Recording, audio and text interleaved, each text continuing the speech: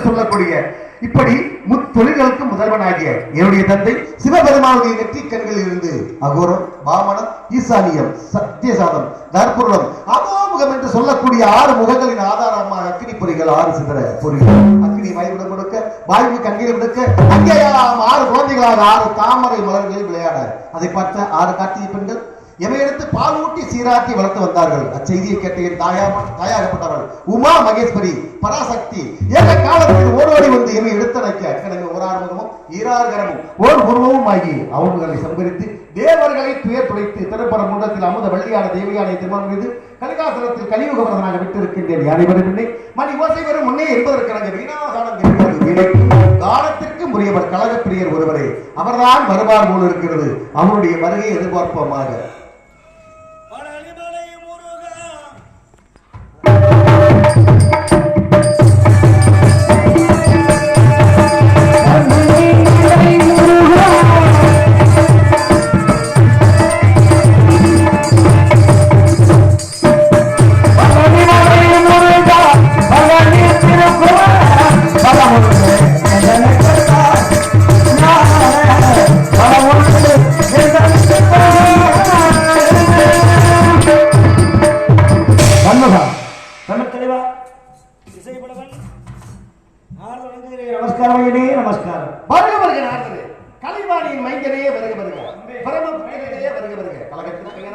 உலகத்தினுடைய நலனை காக்கக்கூடிய உத்தமரே வருக, பொதுநல தொண்டரே வருக, தாங்களுடைய வரவு நல்வரவாக அமைய வேண்டும். எம்மை நாடி வந்து தாங்களுக்கு இந்த இடத்துல சிறப்பான ஒரு வரவேற்பு கொடுக்க வேண்டும் அப்படிங்கிற காரணத்தினால